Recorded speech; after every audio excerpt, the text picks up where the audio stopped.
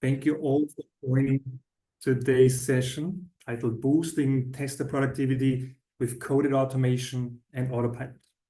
As the name suggests, we will discuss coded automation, offering a brief recap of its fundamentals and exploring the latest capabilities that we have added. And in the second part, we will talk about UiPath Autopilot and how it can significantly enhance your coding efficiency and coding speed. That's the goal for today. At any point in time, as mentioned by Christina, please feel free to post your questions, and we have reserved plenty of time afterwards to answer them live as well. And I'm looking really forward to a lively session today. A lot of attendees really appreciate it, really hum. So this brings us to the first question, for which we would like your feedback to better understand today's audience. And Christina, if we could roll the poll, that would be great. Question is, what is your experience level with UiPath coded automation? So dabbled into it at least once. Do you consider yourself already a seasoned coded automation developer? Or are you even an expert who is using coded automation day to day in his or her projects? And this question, please have a look at the right upper corner. There's a QR code, and I would kindly invite you to scan that QR code and participate in our full coded automation survey. That would really help us out. Thank you very much. All right, the answers coming in. Beginners and intermediates are fighting with each other. The experts is a selective small group, it seems, but I think that's pretty good, pretty well aligned with today's agenda, which is, I think, a good thing. I think you can see the poll as well, right? Seems with that we have roughly half of the group is rather beginner when it comes to coded. We have almost 40% in the intermediates and a little shy of 10% on the expert. Great. That is really good to know. Good. So let's start with a little bit of controversy. I hope nobody's offended by that. Question is, what is better for software test automation? Writing code using open source tools like a Selenium or Playwright, or using low-code solutions? And everyone might have their preferences, but objectively, there are compelling arguments on both sides. Low-code automation is inherently inclusive. It's making automation accessible to users with less technical backgrounds. But on the other hand, we know that code-based automation often offers significant more flexibility, customizability, and it allows for a tailored and complex testing scenario. But let's further discuss the question in more details, and let's use a concrete example for that. Let's say our task is to automate tests for the UI Bank web app, a web application that allows users to manage their accounts and to apply for loans online. And a typical Selenium script to automate this kind of form might look something like this. First, we initialize the driver. Next, we navigate to our target screen. Then we interact with the elements on the screen by adding send key operations, click operations. In order to operate with the elements, we have to identify that, and we use probably methods like find by ID. In order to handle synchronization, we might add some thread sleep here and there. And in case of an error, we catch it and we close the browser. So the question now is, what is wrong with this approach? Well, if we measure the script against some common metrics like stability, modularity, maintainability, we get the following result. This script, as it is pretty much a lot of spaghetti code at the moment, right? It's hard to read. There's no reusability. Test data is static. And in case we want to write additional tests for the very same scenario with different test data, we might end up with a lot of redundant code. And that's kind of impossible to maintain. And this is why an experienced test developer would probably not write a test like this, but rather build some sort of framework on top of this library in order to increase maintainability and modularity. And let's do that thought experiment. Let's say we do that right now. We have that Selenium script, but we want to build a framework for that. So One possible first step to improve this initial code is probably to move to a sort of linear test framework by incorporating a central error handling, synchronization mechanisms, and recovery scenarios. And those enhancements will make our tests more robust. By doing so, we can significantly increase the stability and we can reduce the maintenance effort. Changes can be implemented centrally rather than individually in each test scripts. And that can in turn streamline the update process and of course ensure consistency across our tests. But it seems there's still a lot of room for improvement, right? So what would be one of the potential next steps? As a next step, let's enhance the solution to a modular test framework. We will no longer use element identification within the test scripts themselves, but we extract it into a central selector repository. Additionally, for common operations, we can introduce some reusable functions, and both changes will then greatly increase the readability of our tests and they make them significantly more modular. So great job, guys. So far, we're doing pretty good. But what's next? Well, let's target our test data. Right now, we're using plain strings within our test script. If we want to run the very same test with different scenarios, we would have to duplicate the scripts and adapt the data. And additionally, there might be PII data, which cannot simply be kept in our code itself, right? So instead, let's introduce a sort of data-driven framework, separate test data from the actual test scripts, and this will make the framework even more modular and make maintenance easier. But there's still more that we could do here, right? The more test scenarios we cover, the more it becomes clear that there are a lot of operations and workflows within our tests that we continuously perform. Let's say there's a sign in, there's a sign out, there's filling out of a certain form. And by extracting those operations into reusable keyword functions, we can again improve the modularity, we can improve the stability and the readability of our test framework. All right, excellent, great job. Now we have a pretty comprehensive web test framework, which is, for example, built on top of a Selenium, and we have decent modularity and decent maintainability. But what if our next project involves a legacy Java app, a legacy.NET desktop app, a mobile app, or an SAP system? So far, we've invested significant effort into our test framework, and supporting additional technologies will require substantial additional work, and we even have to find the right drivers to automate the technology in the first place. And this is the scenario we hear a lot among our customers. Plain open source automation drivers are great, but they require a comprehensive framework to be built on top of that. So what did organizations do? They have skilled up developers, they have built custom test frameworks, but those investments just got them so far. They require constant maintenance. And at some point, you have to ask yourself if it's worth to continuously invest or if you should move away. And that's where UiPath comes in.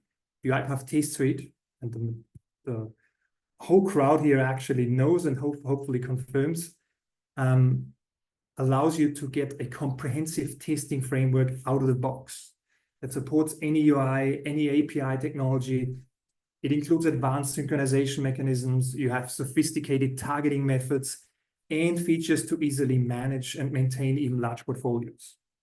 And when it comes to the decision between low code or code, we don't want to force you into one way or the other, but instead we let you choose based on the preferences and the skill set of your team.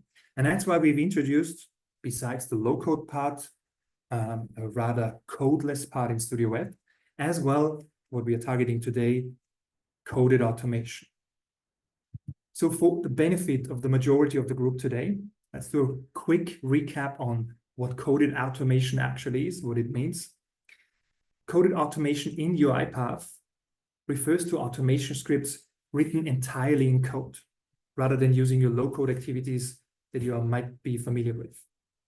The supported language is C#, which allows you to automate any UI, Excel, Word, Mail, and many more.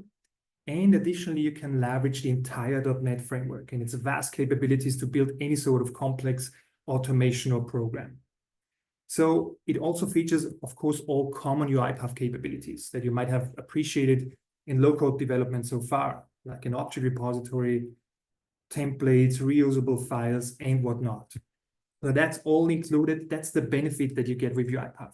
You can choose how to develop, and specifically for coded, you have the flexibility of a code framework and the capabilities of a comprehensive low-code test framework. Having said that, I think it's already time to dive into a real life demo in order to explain the main characteristics a little better and show the available features in detail. For this, let me move over to UiPath Studio. So we are here in Studio. You're familiar with Studio, and you know that you can create any sort of a lot of different artifacts within Studio. You just click on New, and you see a lot of different artifacts, automation artifacts that you can generate. You have workflows, you have test cases, and among others, you also have a coded workflow, a coded test case, and a code source files. Those are the artifacts specifically for coded automation. Let's have a look at one specific example. Let's start with a coded test case. So we click on New, and we click on Create. So what now happens is a new class is created with the name that we chose. It inherits from coded workflow. That's the base class that provides you with all those capabilities. It has an execute method. This is pretty much the entry point of our entire test execution. That's where the test execution starts. And it has an attribute called test case. If it's a coded workflow, of course, the respective attribute is called workflow. And everything in here will be executed. You can leverage all the UiPath services available here, as well as plain normal .NET code as well. So let's dab into that a little. Let's define a variable.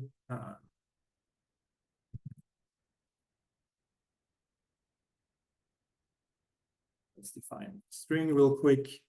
And you see here, it already uses a log method. So instead of this generic message, let's log our message, our variable.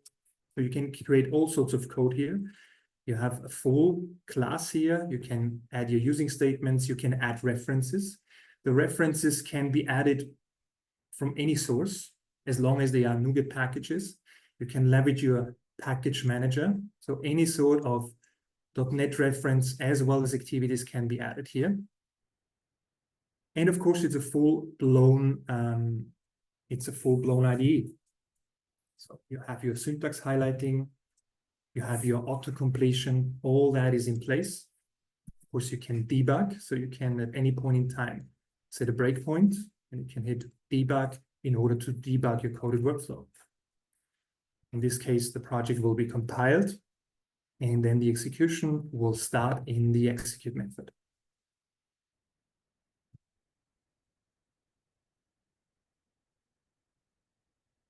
There we go. Execution just started, and we hit our breakpoint. Breakpoint is here at the log message. It should log this message, right? But we also have an immediate window, so you can, first of all, see all your locals. You see the variables. You see the services available. You have an immediate, so you can even manipulate the variables. Let's say we want to set hello world to something else.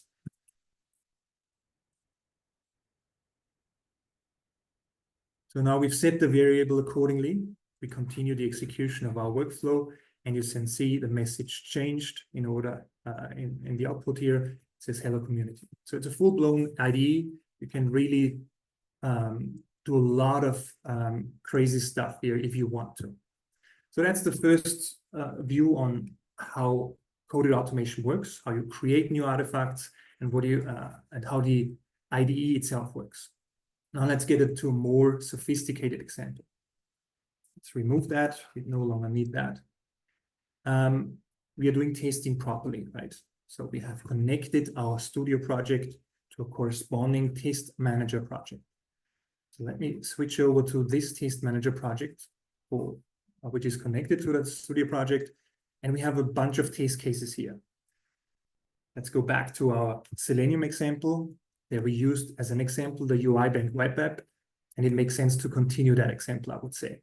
So let's assume we are automating, we're writing tests for the UI bank web application, this one. And in Test Manager, we've already defined a set of test cases. It's not a long list, it's just a few of them, but let's look at them. Let's start with the sign in. Here's what it says. The UI bank web app should require users to log in using their user credentials. And when wrong credentials are used, the following message should be raised: login failed.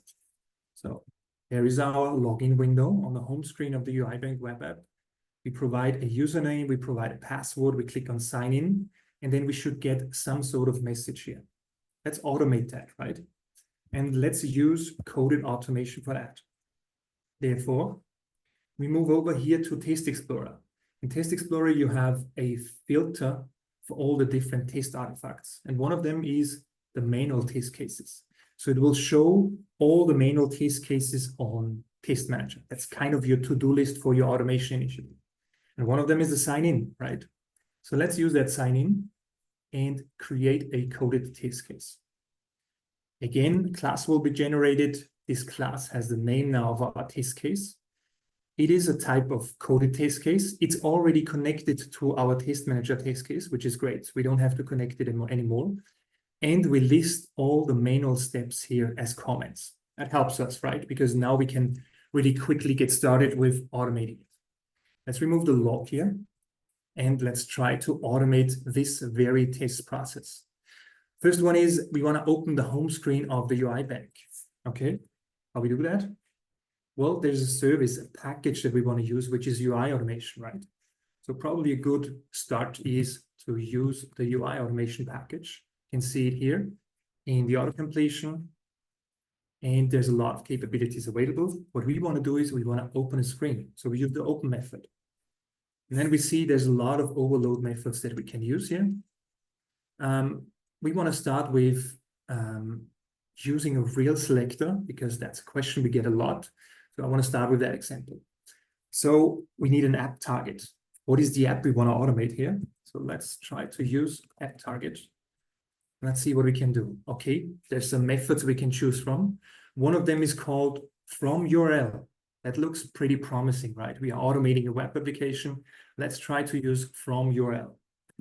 And this function requires 3 different parameters. We need an URL, we need a selector, and something new, which is the browser type. So we recently introduced the capability to change the browser during runtime, which I think is a great thing. So let's start with the URL. That should be easy, right? We move over to our web app and just select the URL. There we go.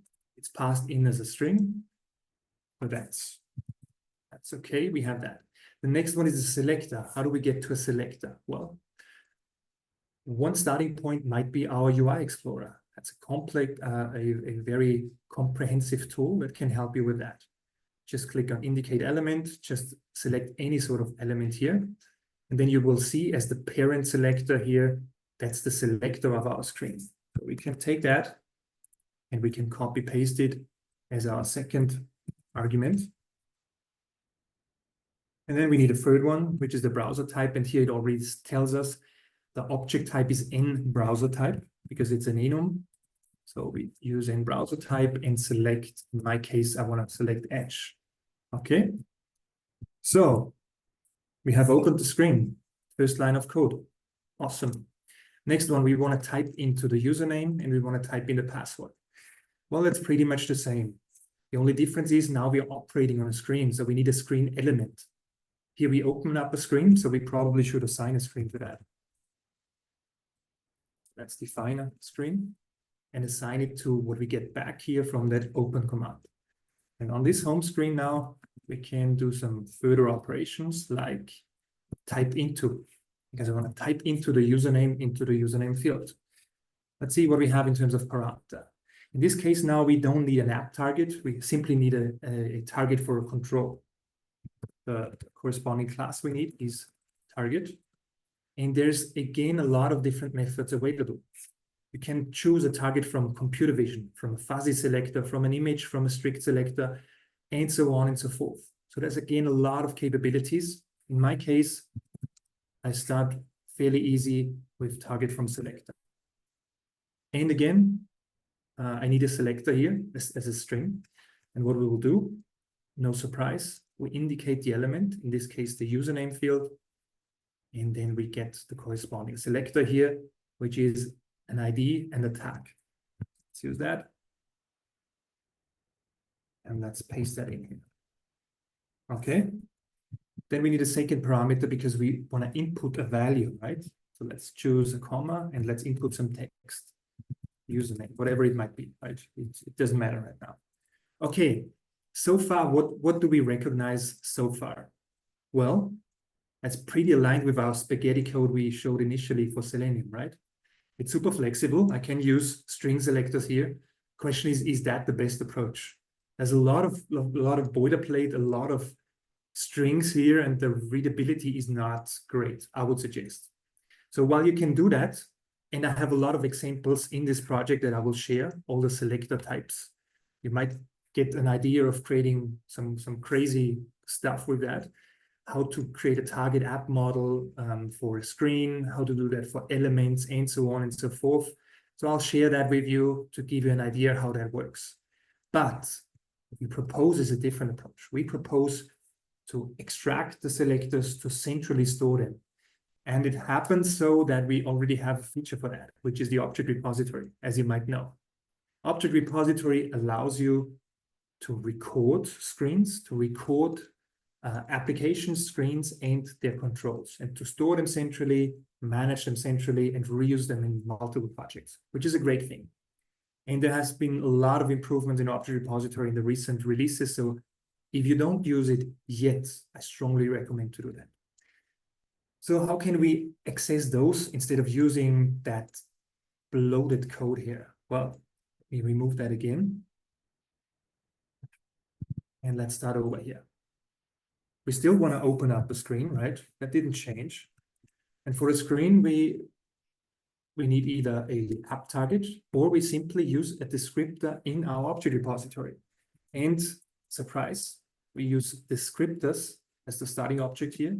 Now we can navigate to our screen. UI Bank is the app, as you can see on the right-hand side, and the screen is home. That looks way better, right? That's super short. It kind of gives you an idea what's going on here. Okay, that's the home screen. That makes sense, right? So I would always recommend to go this way instead of using the plain selectors here. But you can do that if you want to. Let's change the rest here as well. So the second one is we want to do a type into, and same approach, scripters, UI bank, home screen. In this case, we take the username field and we input some value. Then we go on and type in the password. So on our home screen element, we type into scripters, UI bank, home screen, password. The value is some password. And then we click on the sign in button. Obviously, we use the click method, right? Pretty straightforward. And here we only need a selector. There's a possibility with click options to do different type of clicks, delays, right clicks, long clicks, stuff like that.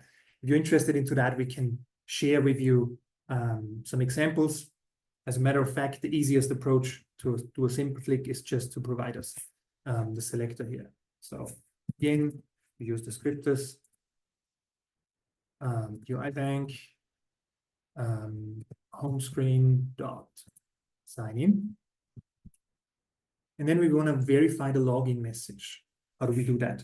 Well, first of all, we need to get the text from the login message, right? How do we do that?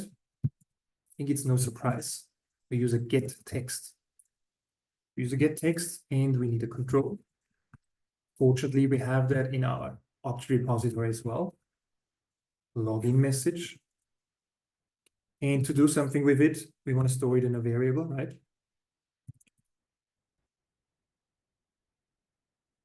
And then we can verify it. To verify, it's of course a good idea to use the testing activities. Let's guess, where do we get the testing activities from? Well, let's try with testing.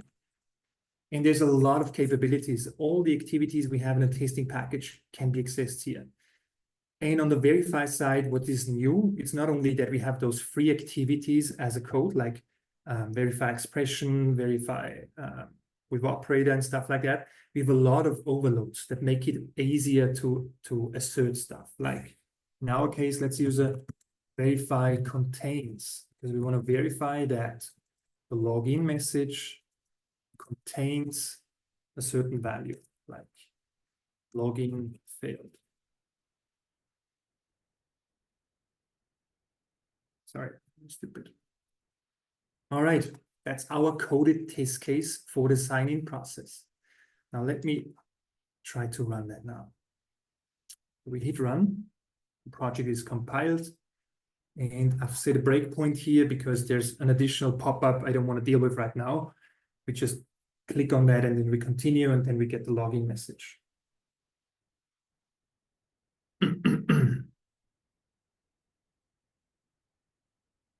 All right, there we go. Username, password, sign in. Now we've got a login message that I'll deal with right now, the other message to deal with right now. We hit the breakpoint. Now we are getting the text for the login message. Let's add another breakpoint, hit continue. Let's see what we have in the login message. Login failed. Great, that's exactly what we want to verify here, right? Let's continue. And awesome. Test passed. We have a green verification here. So that worked fine. So that is how we use UI automation, how we use testing activities in coded automation. Next thing, in our example with Selenium, we also discussed data-driven testing, right? We said, you know what? It's not great to have your test data right here. And we do have it right in our test script right now. In our case, it's fairly easy. We just have username and password, but nevertheless, it's included here, which is not great. So how would we deal with that? How would we do a data-driven test? Well, we could do a for loop. We could load test data using code. Then we could run it in a for loop for each data record, right? And we have a convenience method. And on the low-code part, I think you're already familiar with that. And the same is, of course, available here on Coded as well. Quickly save that. Let's go to our test case. Here we have the option to add test data. And if I click on that, there's different options we can choose from. Let's choose file, because I, in my project here, have a test data file called user credentials with a set of usernames and passwords that I want to use here. So I just select that very file. This is imported. I have those two columns.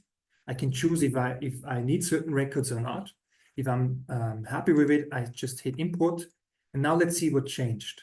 Suddenly, our execute method has some arguments.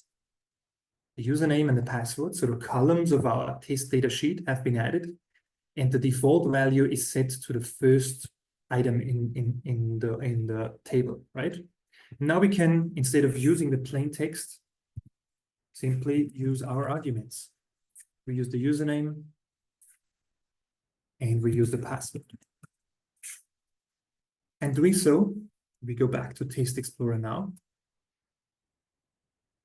Can now see that our sign-in test case suddenly is a data-driven test case. You have 10 iterations. You could run them individually if you want to, or run them all in a bunch. So if we publish that and we run the test case, it would go through all iterations. And that's how easy you turn a simple test case into a data-driven test case, also for coded. At that point, before we continue on the demo side, let me switch over to my slides again, because we are entering now the second part. There we go. The second part is now about Autopilot. Autopilot for testers, to be more specific, and how Autopilot for testers together with coded automation makes quite a great package. That's the focus for me today. Autopilot can do a bunch of stuff. I want to focus on specifically for testing, specifically in combination with coded automation. So what is Autopilot for testers? Well, it's a collection of advanced AI capabilities designed to boost the productivity of testers throughout the entire testing lifecycle. That's really the goal we had and still have by working on and improving Autopilot for testers. Here we got a question. And again, I would, Christina, kindly ask you to raise the poll for that, the Zoom poll. And the question is, have you already worked with your iPath Autopilot for testers? Have you joined the preview? Have you tried it out? Meanwhile, we are already on general availability. And let's give everybody some time. Okay, it's moving, but the majority is still on no. Okay. That's good. That's probably a good hint to get started with it. It's already in community. So please give it a try. There's a lot to discover. There's a lot where especially you, community professionals, will really benefit off. At least we think that. Just a question. Please. Is Autopilot already available in UiPath Studio Desktop or not? Yes, it is. Since June. Since June? Yes, we've been in preview since November or October last year, so quite long. We went from a private preview to a public preview, and since June, it's really general availability, which is great, I think. Okay, so we should because I think I have Studio just a moment version 2023.10.5. 2024 would be great. So 24.10 is the current latest desktop release we have. I will kindly ask you to. Okay. After my vacation, I will update. Because in 1 week I will be on vacation, so for 3 weeks. So after that I will update. Once I agree, that's the right priorities you have there. Vacation, I totally agree. All right, I think we can close the poll. It's pretty obvious that the majority, 61%, has not dwelled into Autopilot for testers yet. I think a little nudge, it would be great if you could do that in the near future. I think it's something you really can benefit from. So yes. Sorry, if you don't mind, at this point, we have another question regarding the availability in the community license. The coded automation and test coded automation, are they available for community license level? If so, is it free as well? Yes and yes. Okay, thank you. All right. Just a moment. Also, coded automation is available in Studio Desktop. Yes, coded automation. In the new version, of course. Yes, it's available since last year. Okay. We had a few iterations and improvements already. So this is actually old news coded automation. Okay, thank you very much. Thank you. Hi, Thomas. I have one question. Is it a stable version has been released for enterprise?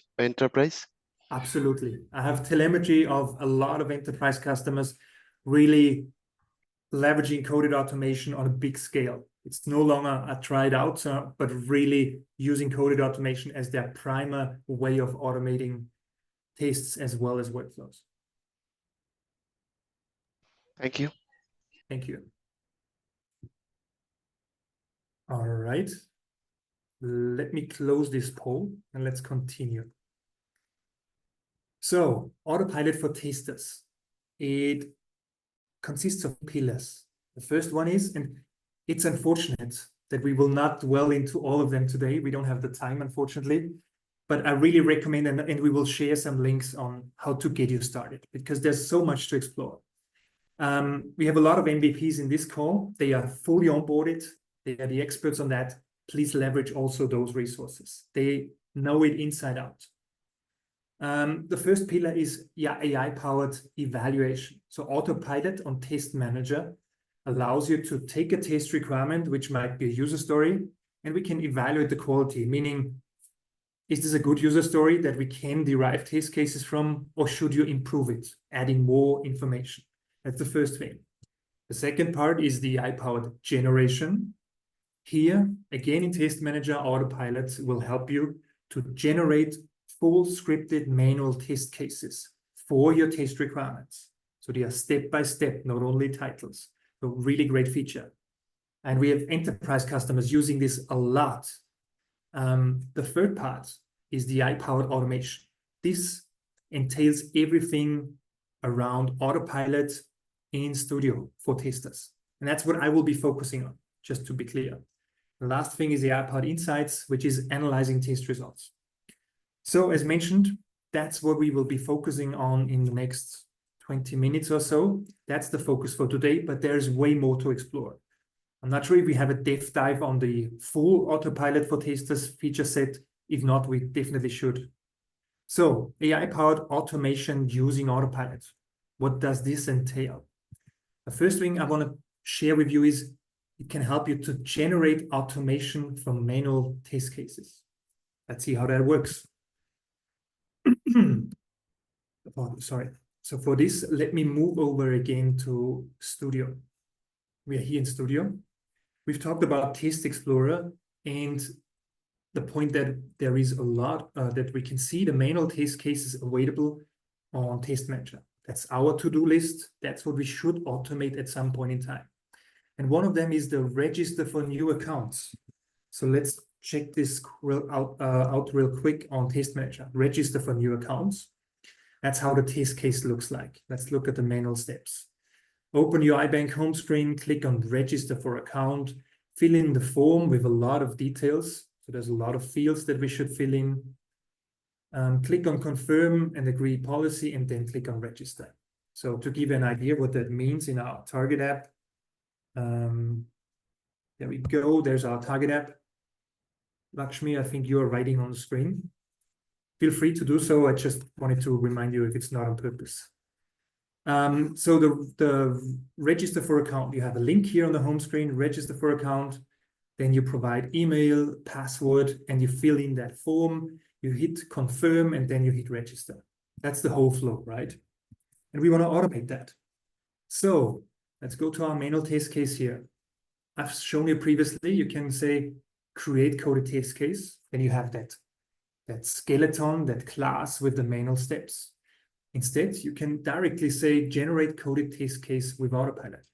And if we hit that, Autopilot will now take those manual steps, take the object repository that we have built, and it will try to generate a fully functional automation for your use case. And this might not work 100% in all cases. Let's not fool ourselves for that. But it's a great accelerator. As you can see here, in my case, it took those manual steps and created a real working automation.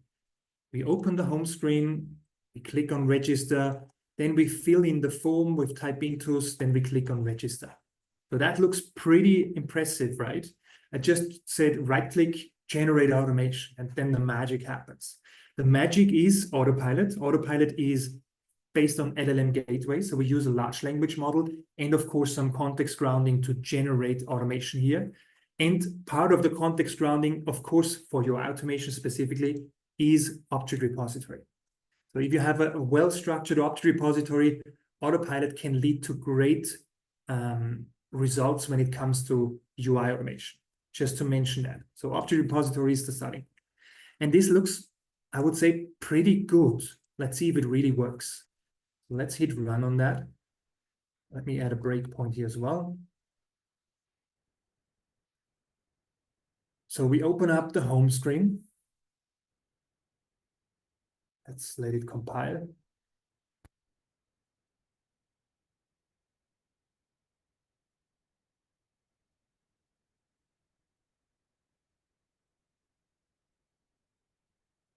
There we go. The app is opened.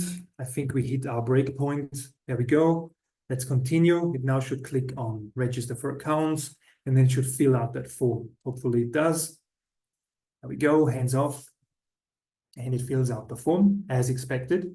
So that is a pretty good result, I would say, for a fully automated test case created in a matter of a few clicks. As mentioned, it will not 100% and always work 100%, right? There might be, you might have to adjust it a little. That might be the case from time to time, but you get a feeling, and I think it's a great accelerator. The point is, if you have a well-structured manual test case, if you have a well-structured object repository, this should lead to really good results. So that's the first step, the first part I want to share with you. Let's see what else we have. That was generating automation from a manual test case. The next one is generate code in general from text. Take text and try to convert it into automation, because large language models are great at doing that. For this, let's again move over to Studio. Let's remove those for now. And I'll add a new coded test case.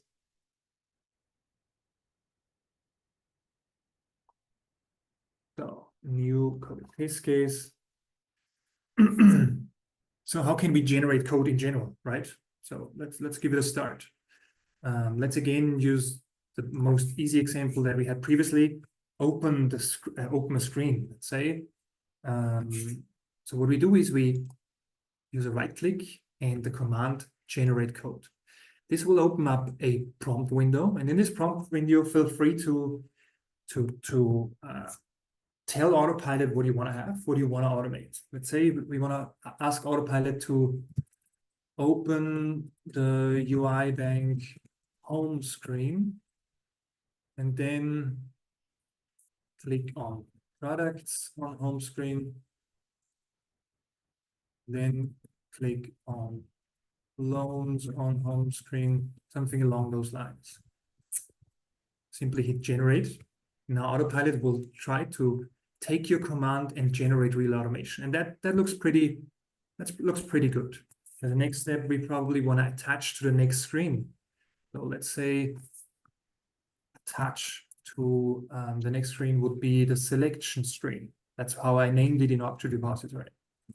Selection screen. And click on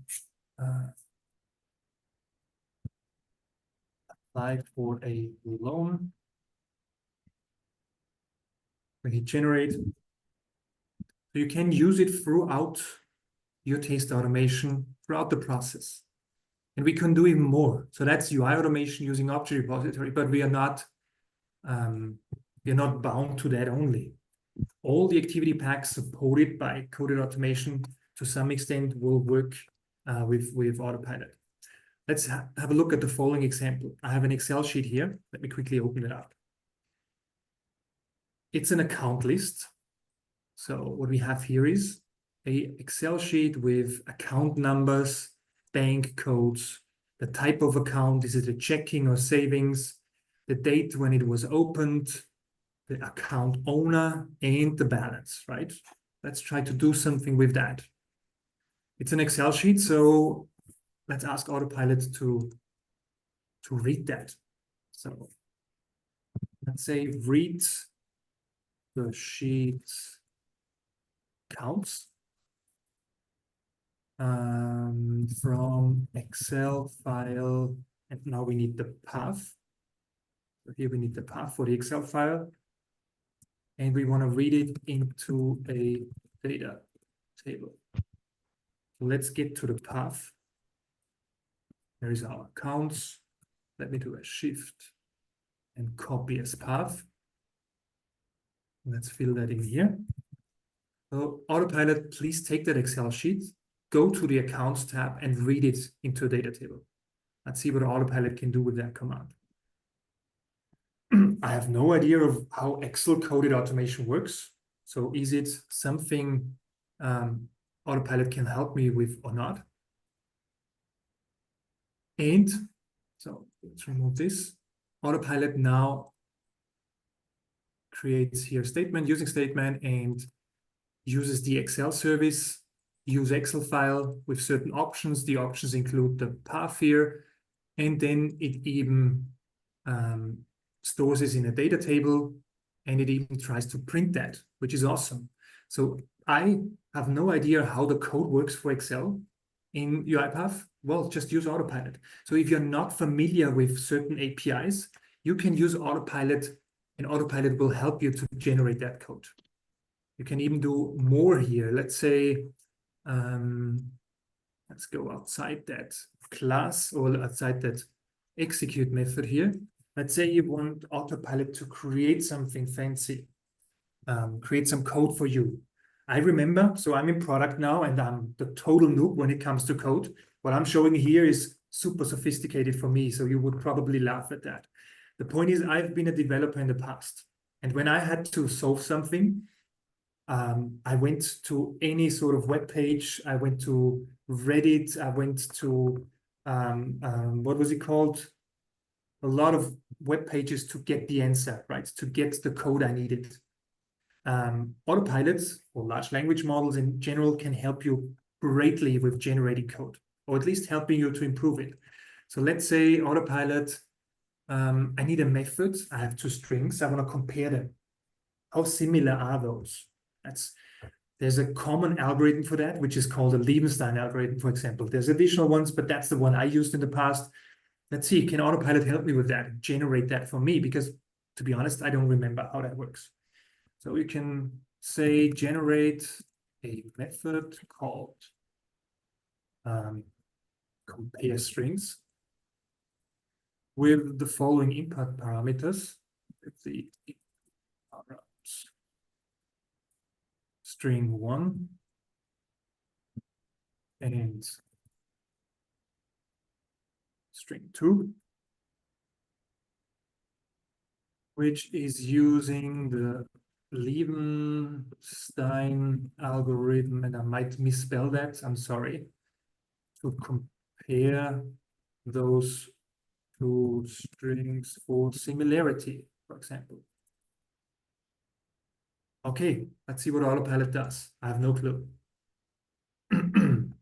Okay, I do. I tried it out beforehand, but it's large language models. So there might be hallucinations every now and then, and the result might vary from time to time. It's not always the same, right? That's just the nature of large language models. But this looks pretty good, I would say. The only issue I have at the moment, it's void. And of course, if it compares something, it should give me a result, something back, right? So that's what I would change. But in general, that's pretty good. It uses the Liebenstein algorithm to compare two strings. So that's also a use case for Autopilot in order to generate code, simply generate code. Looking at the time, I think I should hurry up a little. Bringing me to the next one, which is refactor existing code. That's also a possibility. Therefore, let me show the following example. Let's say here we have a method, a sequential search. It takes in a list of integers, and it should search for a certain integer. So you would invoke that, give it a list, and say, find that integer. Is that integer in that very list? It's a sequential search. It's a for each, right? Pretty straightforward. What if I come to the conclusion that doesn't perform very well? It's pretty slow, to be honest. Let's ask Autopilot for some input. Please improve the method below. Let's say improve the performance of the method below. For example, using, I don't know, binary search or something else appropriate.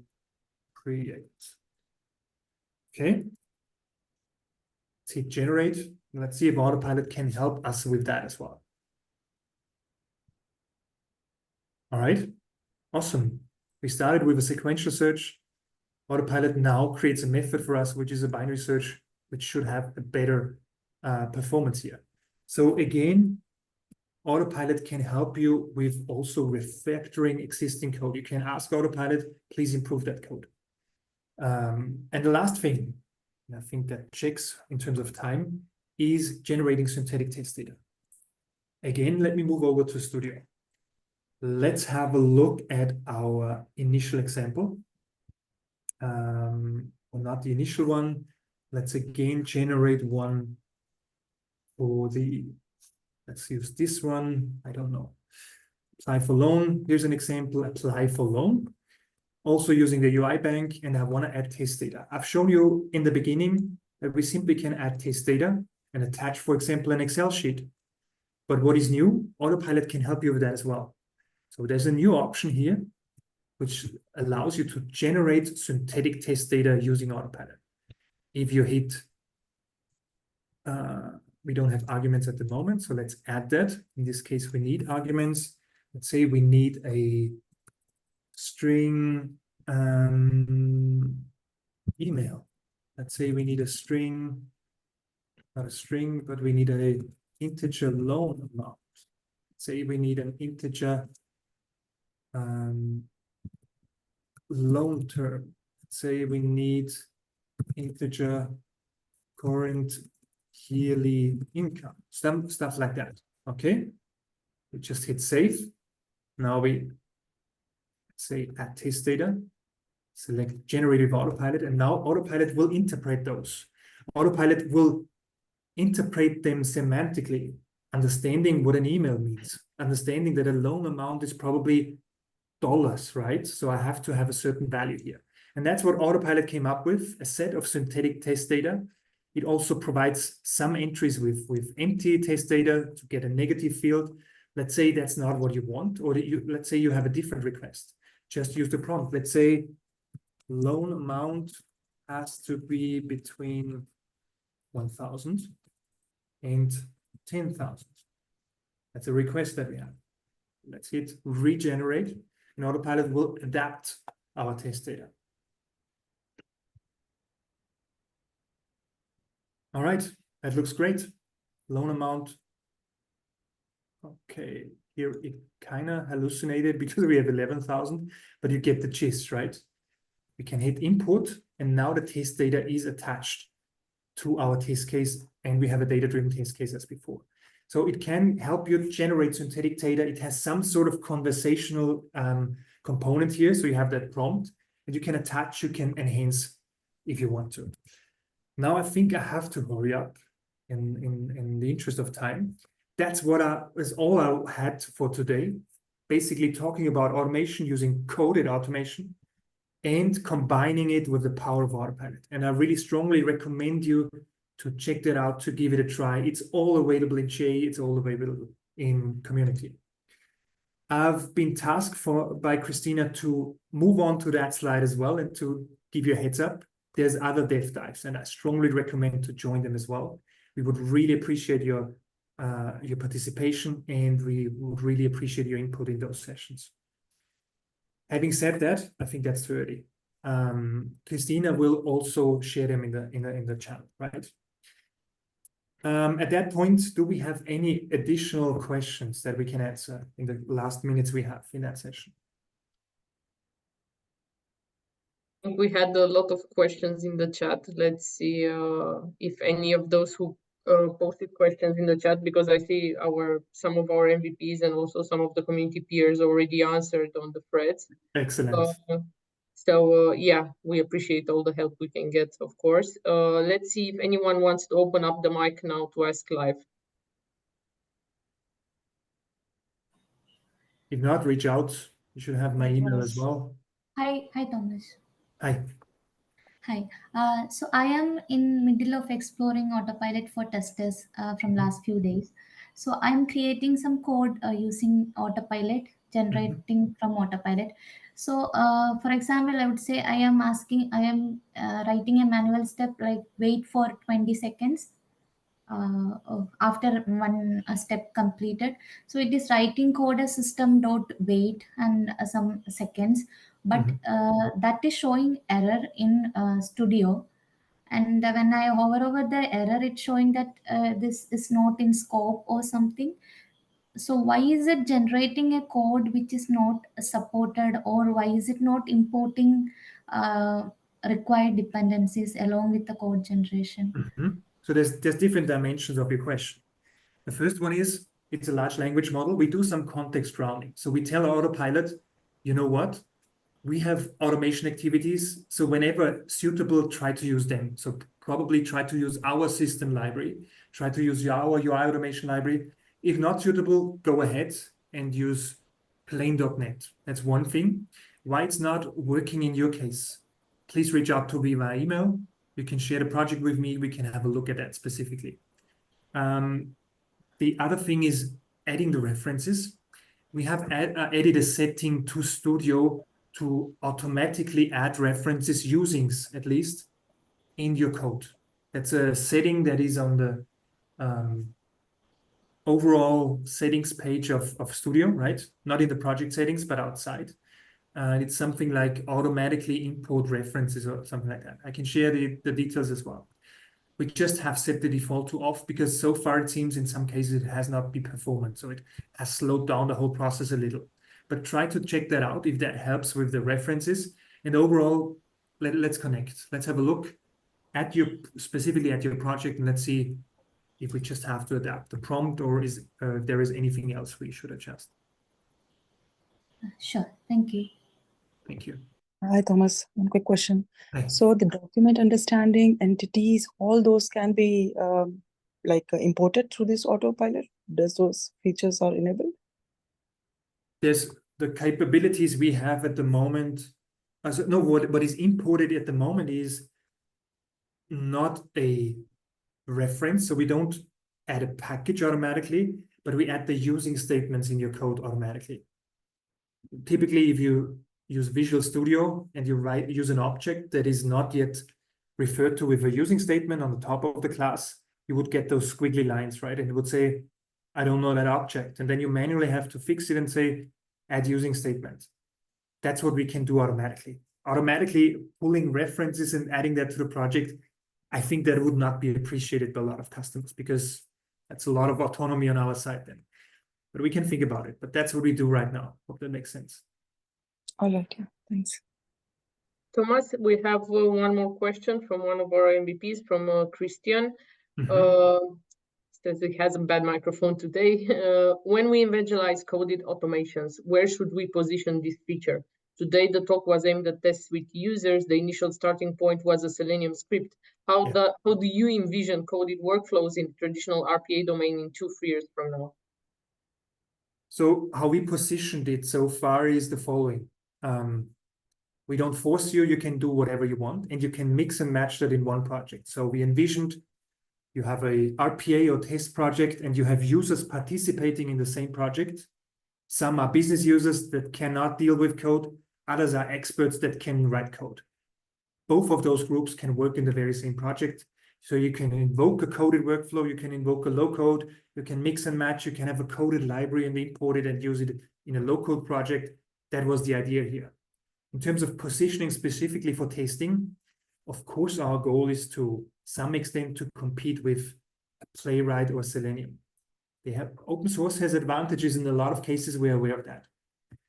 We try to mitigate them. We want to at least provide users that like to code instead of using low code an alternative, including that enterprise framework. That's the idea, right? And I've read here a question. Still, it takes a lot of time relatively rather than going with the drag and drop activities. And that's totally fine. If you're more efficient with drag and drop low code activities, take it away. Awesome.